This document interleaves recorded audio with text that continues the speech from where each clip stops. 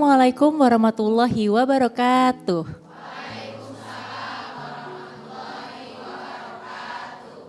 Selamat datang di program Kajian Hati bersama Ustadz Hilman Fauzi. Kajian Hati, tenangkan hatimu. Bunda, sekarang saatnya masuk ke sesi tanya jawab nih Ustadz. Nah, pertama kita ada jamaah yang akan bertanya sama Ustadz, yaitu Mbak Lina Budiarti. Silakan Mbak Lina. Assalamualaikum warahmatullahi wabarakatuh. Waalaikumsalam warahmatullahi wabarakatuh. Sebelumnya izin teteh semua, izin perkenalkan diri. Nama saya Lina Budiarti, asli Kota Bandung, Ustadz. Sebelumnya mau izin cerita dulu boleh Ustadz? Oke. Jadi saya seorang anak yang mungkin bisa dibilang kalau dari kacamata makhluk itu korban dari perpisahan orang tua Ustadz. Saya belum menikah, saat ini masih usia 22 tahun. Kemudian tahu kalau berpisah itu waktu SD dan ngecek rapot. Jadi ngecek rapot itu kok beda ya nama ayah kandung sama ayah sambung gitu. Kok saya nggak tahu selama ini ayah yang ada di rumah itu adalah ayah sambung saya. Kayak gitu Ustadz. Nah terus waktu SD itu karena masih kecil banget ya udah asal nanya aja gitu, kok ini beda gitu kan.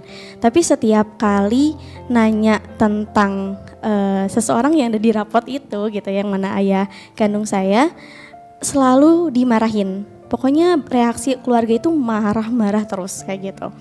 Nah beranjak dewasa makin penasaran Ustadz, kayak sebetulnya siapa ya sosok sebenarnya gitu kan. Nekat waktu balik ke pondok,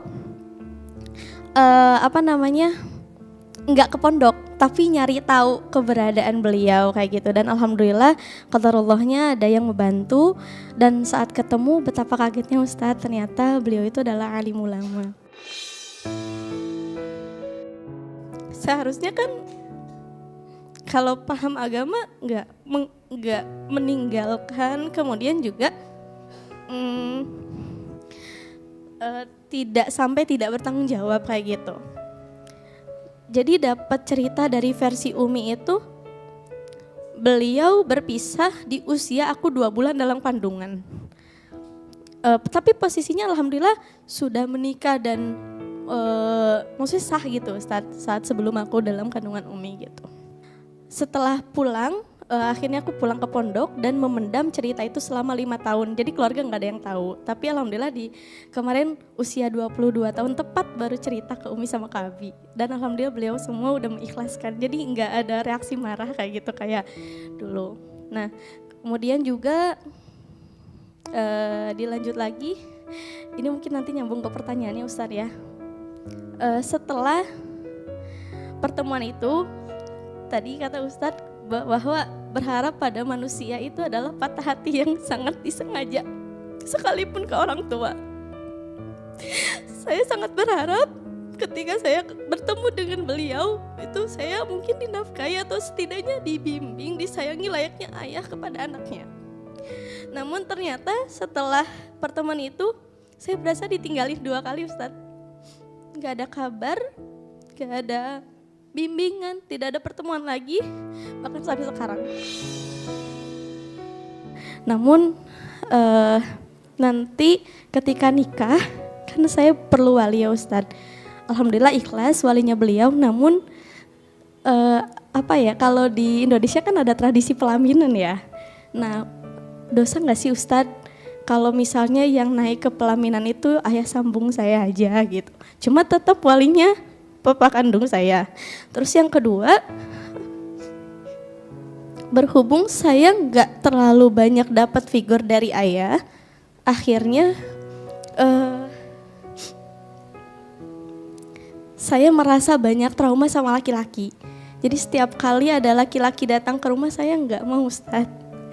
Sampai sekarang takut banget menikah, takut banget mau mulai hubungan, dan bahkan pernah sampai bilang ke Umi kalau Umi boleh nggak kalau aku nggak nikah aja gitu. Kan banyak ya sunnah Nabi yang bisa dilakukan. Juga Aku baik-baik aja kok sendirian gitu loh, kan aku juga udah bisa cari uang gitu dan lain-lain, intinya udah bisa menghidupi diri sendiri gitu. Gimana menurut Umi gitu, tapi tetap Umi coba deh di ini lagi gitu Ustadz. Mungkin pertanyaan yang kedua, salah nggak sih kalau misalnya untuk saat ini saya masih mau menyembuhkan dulu trauma saya atas perlakuan ayah dan takut nikah gitu Ustadz. Terima kasih. Assalamualaikum warahmatullahi wabarakatuh. Waalaikumsalam warahmatullahi wabarakatuh. Iya, Masya Allah hari ini kita mendapatkan kisah yang sangat luar biasa. Bagaimana hubungan seorang anak dengan ayah itu memang harus terjalin dengan baik. Ayah itu role model. Ayah itu teladan. Ayah itu pemimpin keluarga. Ar-rijalu qawwamuna 'alan nisa. Bahkan di dalam Al-Quran, percakapan antara ayah dengan anak itu lebih banyak daripada percakapan ibu dengan anak. Ini menunjukkan bahwa setiap ayah harus memerankan perannya dengan baik. Karena apa yang ayah itu hadirkan dalam keluarga akan membentuk seperti apa karakter anak.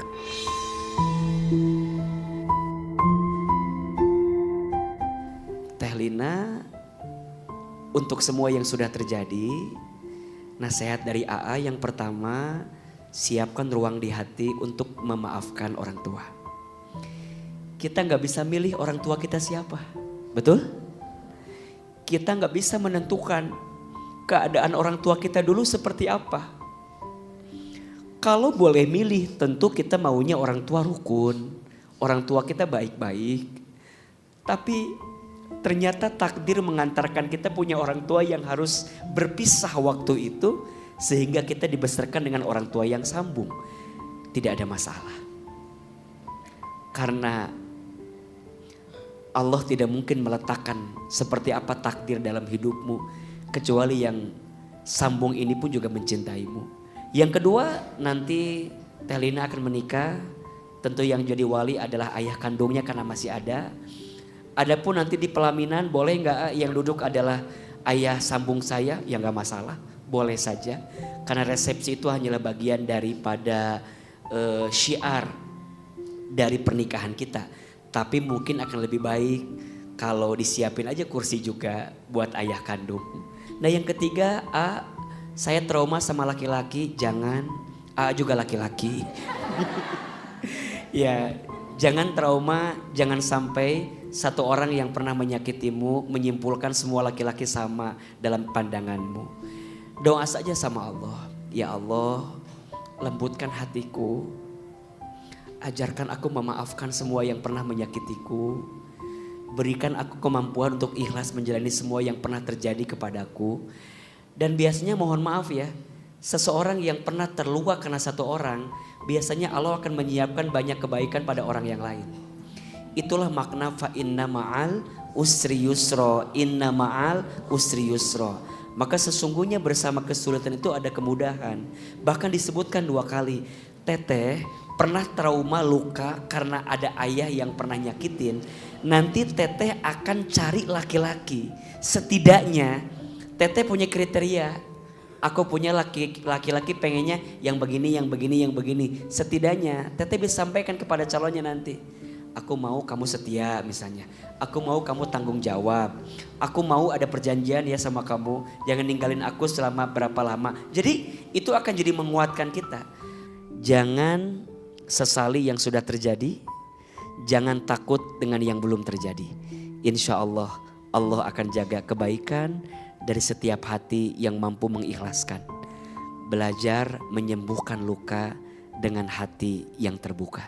Semoga ada laki-laki yang soleh, yang bisa menyempurnakan semua sakit hati yang pernah dirasakan. Dan insya Allah, Allah dengar setiap doa-doa kita semua. Insya Allah. Kondisinya saat itu beliau nangis sih. Tapi aku nggak nangis sama sekali karena kayak bengong aja dipeluk sama orang yang nggak pernah aku temui sebelumnya. Terus juga beliau meminta maaf di sana.